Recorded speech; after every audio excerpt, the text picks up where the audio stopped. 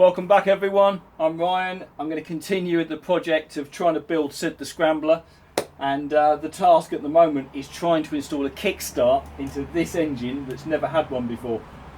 So if you didn't watch the first part of this, I'll put a link up in the corner, but I was donated all the mechanism necessary to be able to make this possible.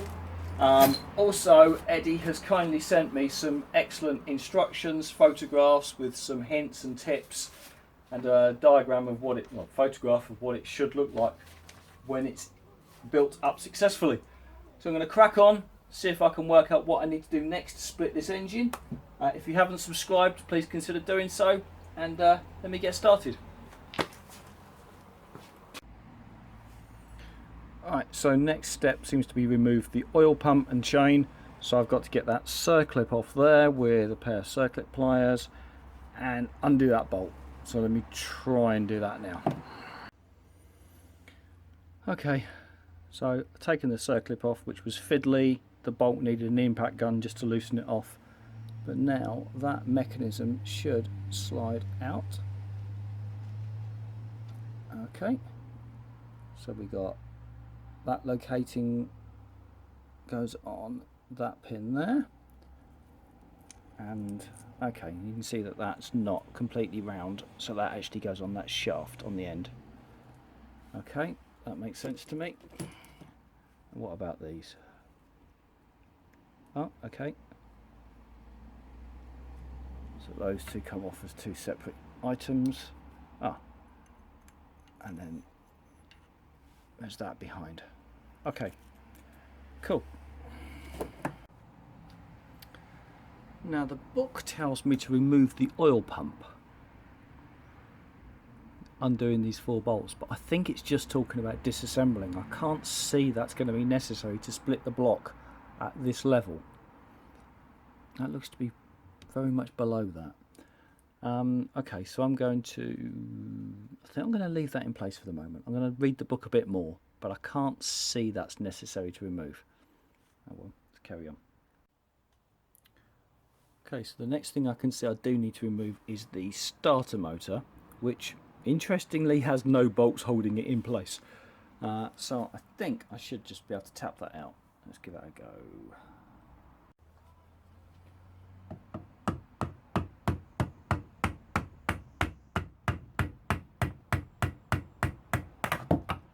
Yeah.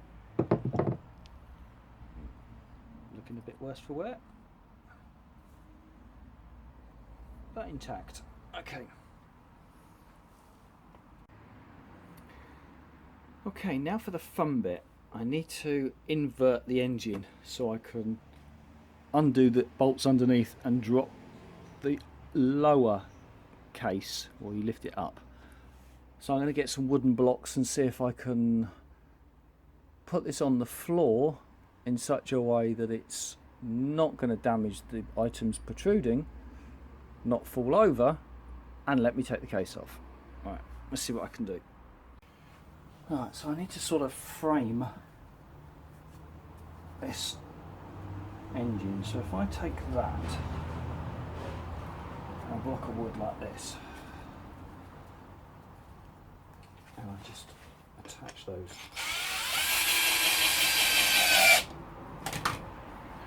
like this.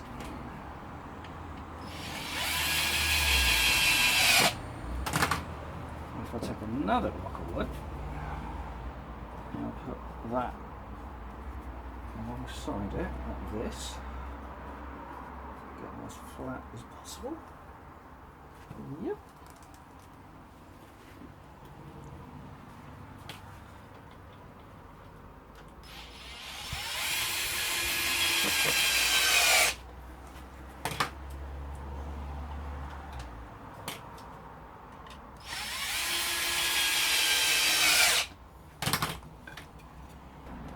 That block to the top and cut something to go in there, and I think it should be relatively secure.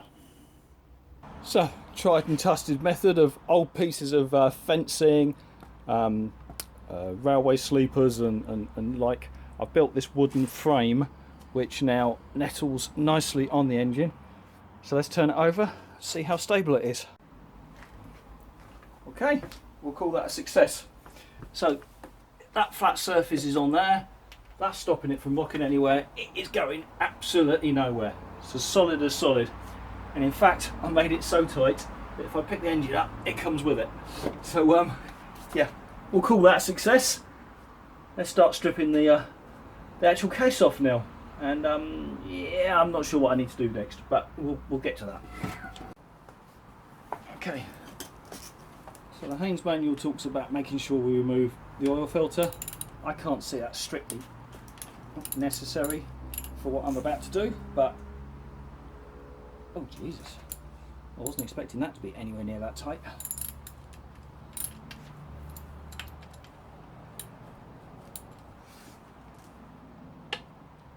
Jesus. Okay. Time for the new tool.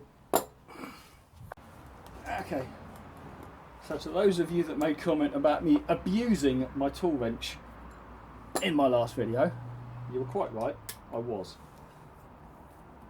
Now we have a proper breaker bar, which in theory should, there we go, make light work of things which I struggle with a little tiny socket. Okay, good. What are we going to find under here?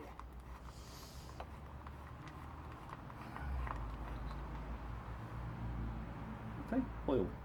No particular surprise there then. Okay, let's get something to put that in. Okay, so this tells me now to simply undo the bolts, but in 2 stages to prevent distortion in a diagonal pattern. So I can see a whole load of bolts. I'm going to start trying to make sure I've located them all, because they're not all massively obvious. And then, as it says, I'll just crank each one of them off slightly and then go around a second time removing them. So okay, let's do that now. Okay, so there's a lot of bolts on this and they're pretty stiff, so using my newfound friend the breaker bar, I've just done that, just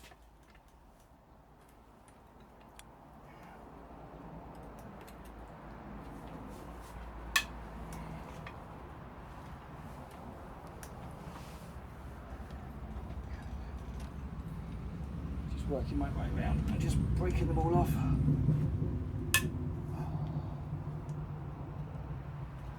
Hoping they all just come undone. They're pretty damn stiff, it's got to be said. So far, so good. I'll keep going. Okay, so all the bolts that I can see have been cracked off. So I'm going to start taking them out. And I'm strongly suspecting they're all going to be different lengths. So I'm going to do something sensible. I've been accused of not using the right tools for the job so far, but this time it's definitely the right tool for the job. It's a takeaway meat feast pizza. You can't get a better tool than that. And there is my diagram of the engine from above.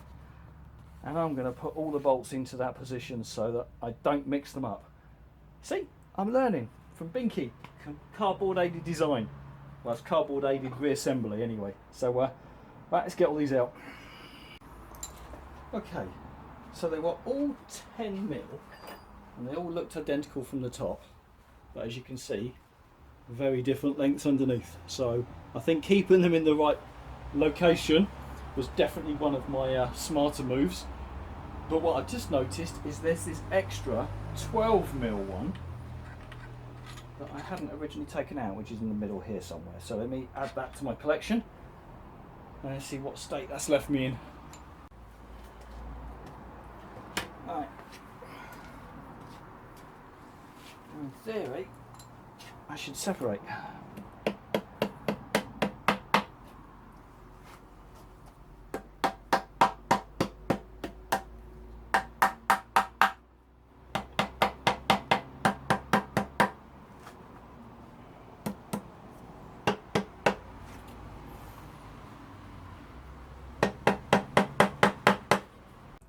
Okay, about 10 minutes later, but it's beginning to separate now. So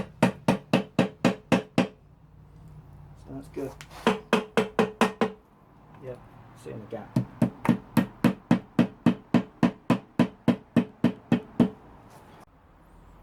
Well, admitting a mistake, I was trying to remove it with the stator still in place, and thankfully before I did any damage I realised the stator was actually bolted in partially on one case, partially on the other. So I've removed that now and hopefully it will lift off. In fact, it might even just lift off right now. No, not quite. Not quite, but it must be close. Can't be much holding it now.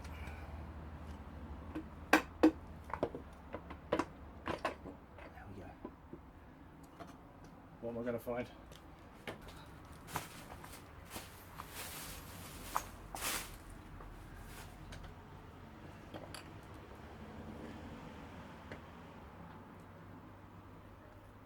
Okay.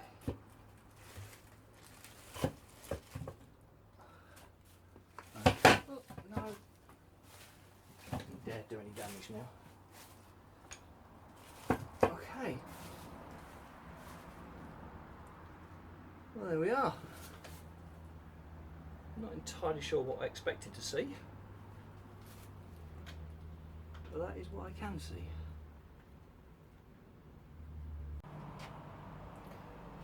Alright, before I touch anything, the first thing I'm going to do is very carefully take pictures of exactly how everything is aligned, because I just know once I get in here and start disturbing things, I'm going to mess something up, put it in the wrong order, cause a problem. Okay, so back on my improvised workbench. Taking a careful look at this, I believe that whole unit should just lift out.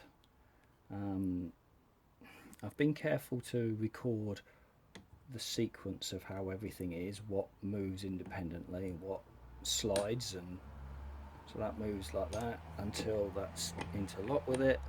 So I mean, this is clearly the gears, that's free spinning until that slides over there somewhere. There we go. Now that's locked on that.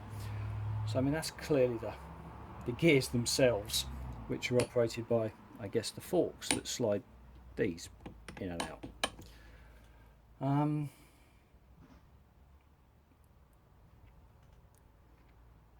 So I'm pretty confident that should just lift out, and I don't think that's too difficult.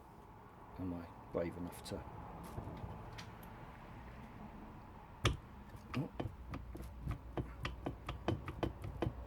Yeah, I think it will. It's just this gasket here, and this side is just doing a good job of sealing. I think a little tap, that should free up. Where's my tapper? Okay, so slightly more purposeful taps, and it's moved.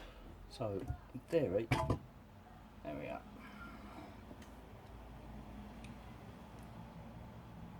Okay, keep that together. There's the case.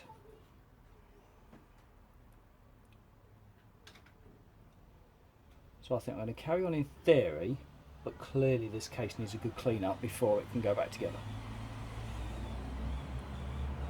Let's see if I can work out how it's going to go back together. So I think before I touch the case, the next step is, can I reassemble those bits to match this? Yeah, should be straightforward enough, I think. Right, let's see what we get on. Okay, so clearly looking at these instructions, this actually is assembled, I think, inside the case. So you have to put it together as you're inserting it. And I've just seen this thing here, and it says, look, thick washer, thin washer. And I thought, what thin and thick washers? Then I noticed when it's been sent to me, I'd noticed that washer, but I hadn't noticed that one in there. So I've got the thin and thick washer. So that is excellent. And I've got a diagram showing me which sequence they go in. So I just need to work out how to actually get it into place. Okay. Progress is being made slowly.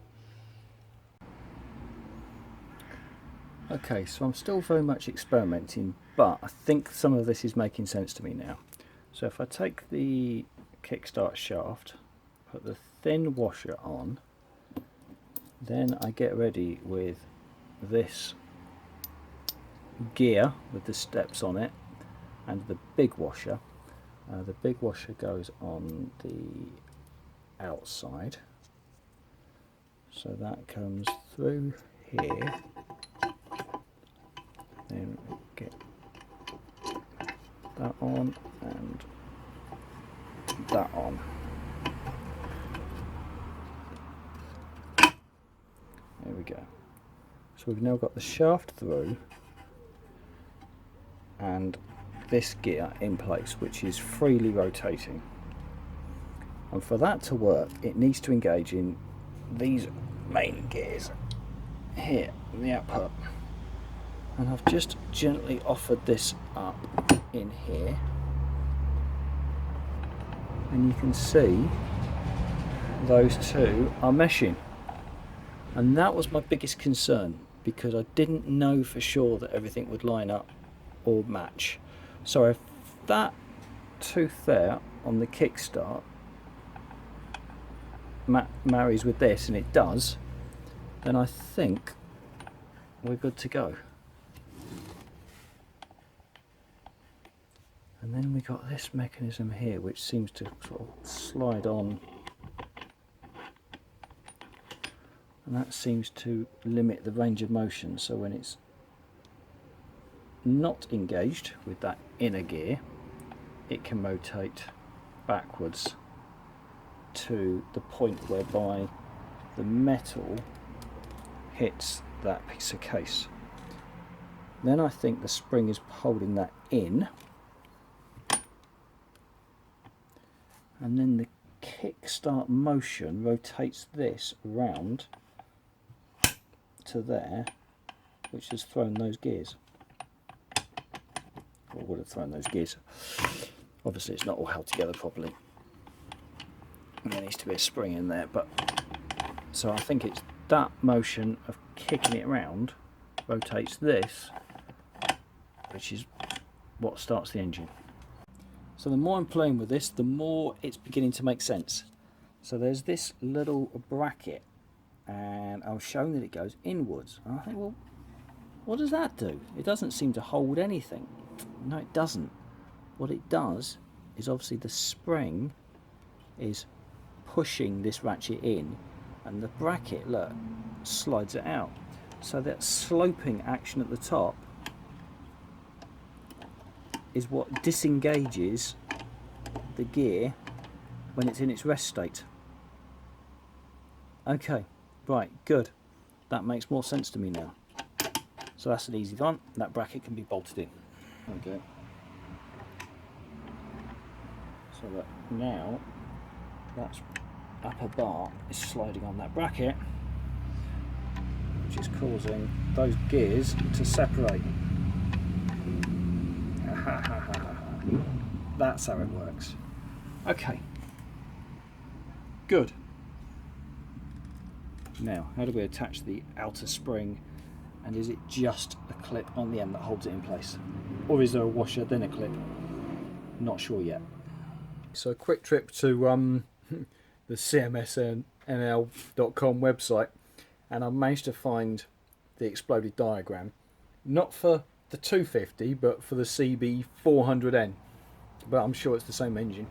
Anyway, this clearly shows that there is just the E-clip on the end, and then this, I've double checked, that is the thick washer that I've already put in there. So E-clip goes on the end just to stop it sliding outwards.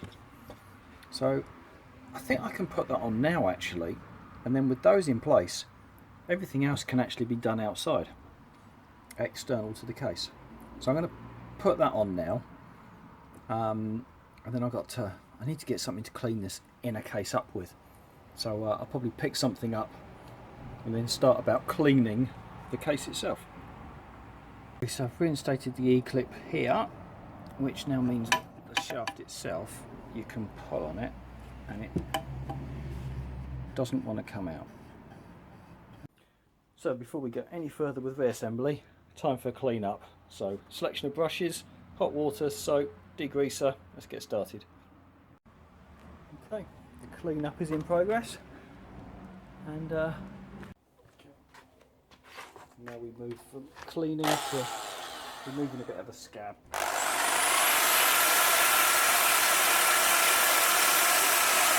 So that's it, post clean up, it's all looking much better inside there, and underneath it's nowhere near shiny, but it's just had most of the tarnish removed from it, and it now looks serviceable. So let's carry on with the rebuild. So taking a closer look, I'm pretty happy with that. That's cleaned up pretty well for just an old engine case. It's not perfect, not claiming it is, but it's certainly good enough for me. Now what I do need to do then is get back and concentrate on how I fit all the spring and the mechanism in here. That looks a little fiddly, so let's see if I can work it out. Well then, that's the case, a little bit closer. Still some markings in it, but it's perfectly clean enough for me. So I'm going to carry on, see if I can work it out to get this mechanism on place. I've got the exploded diagram, so the sequence is straightforward. The methodology a little more complex, so let me spend some time trying to understand that. Okay, I've worked out the exact positioning of this in relation to that hole is critical, because otherwise you can't attach the spring or the kickstart won't work. Now the manual says that you should line up the punch marks. Now if you look on there, there's a punch mark, and I think that's the equivalent one there. So my understanding of that instruction is something like that.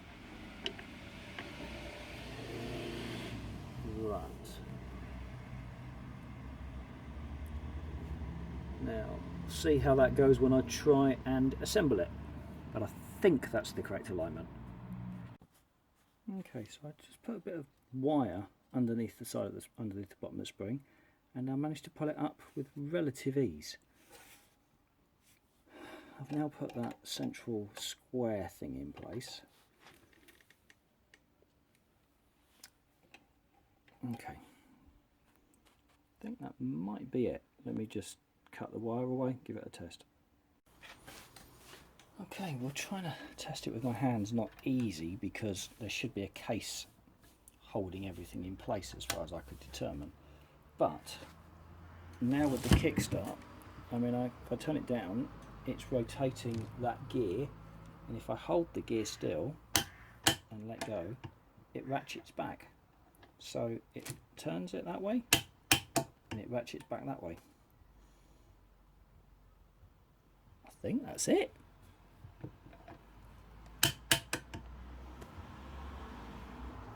And then when it's back in position, the gear on the inside is free moving again. I think I've done it. I think I've only bloody done it. Right, let's see if I can get the top gears in and get everything to engage again. Okay, gears back in place.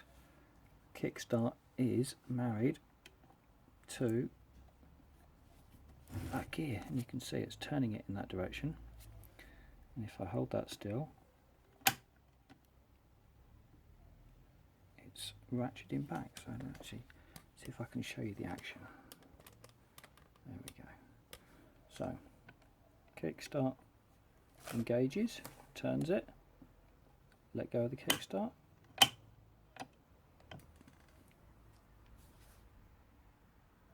I think that's it.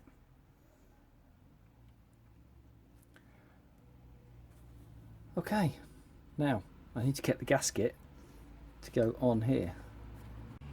No, good news, I do have the right gasket. So I've cleaned up all these edges, made sure they're all nice and smooth. Just going to have one more go over just to make sure I'm perfectly happy with them. And then just put a little smear of gasket around here. Not a lot, because I don't want it to squidge into the engine, but just a little bit. So let me get on with preparing that ready.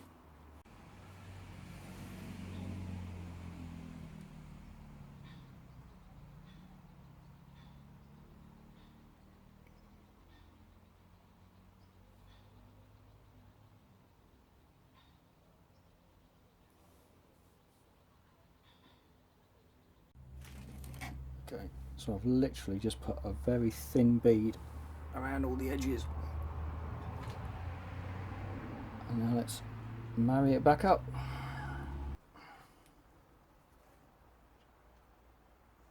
Okay, so what am I looking at? That goes on that way.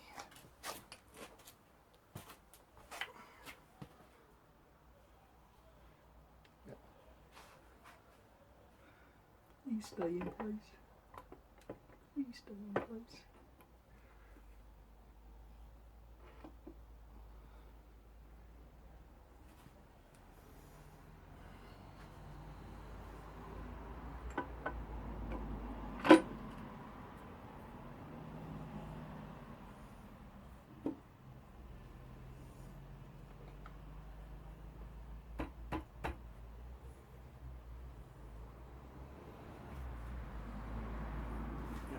Gasket off.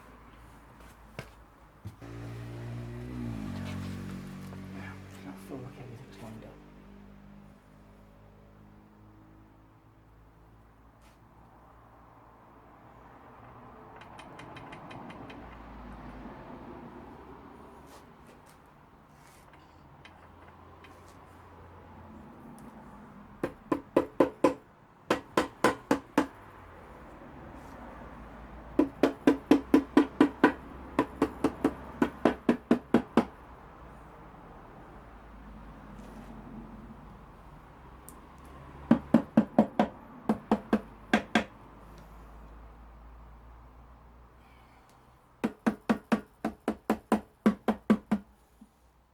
Yep, that all looks to have gone down.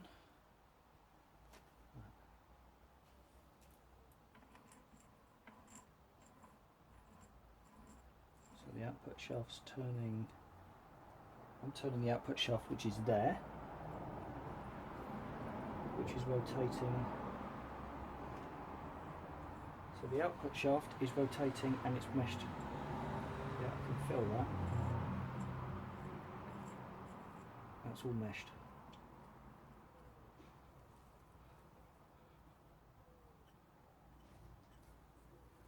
So I think those gears are back together okay. Anything else I can check? That shaft is meshed with that shaft. Yes it is, I can feel them interacting. Put the bolts back in. Okay. So referring again to my cardboard aided reassembly, just going to go around, take the bolts,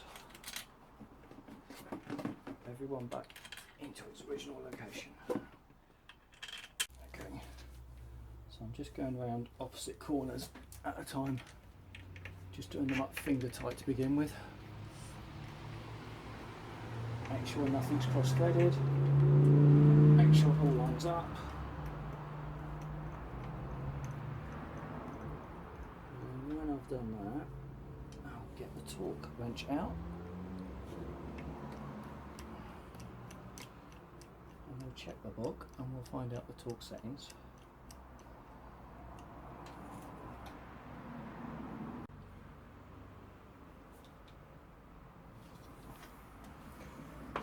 Okay, minor complication. According to the book, these little bolts should be torqued to 10 foot-pounds.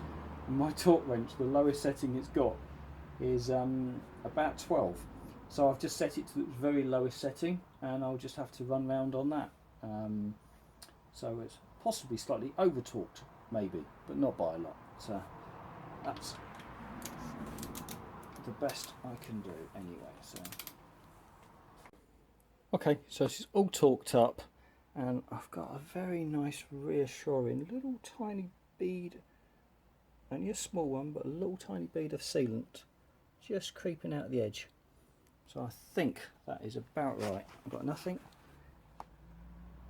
much coming out, but just a little tiny bit around all the edges. So I think that's about right. Okay, I'm going to leave that now. Actually, now I can put the air filter on, oil filter. I think I've got a new one of those. Let me dig that out and put that on. Okay, it's a quick clean up. A new gasket. And a new filter, which is there. Just spring goes underneath. So that's spring. Gasket. That's me out of time again for this weekend. That's been very productive. I've just put the cover on. I haven't done any bolts up or anything, and the kickstart is in place. I need to refit the clutch, the stator, the top end that I'm going to refurb. Lots of cleaning up to do. So there's plenty more to go on this project, but I think I can successfully say I've just fitted a kickstart. So massive thank you to my supporters. Please, if you haven't already subscribed, please consider doing so. Lots of steps to go on this yet. That gets me the engine. The engine goes in the frame. Then we start on the fun bits. So with that, thank you very much. See you again soon.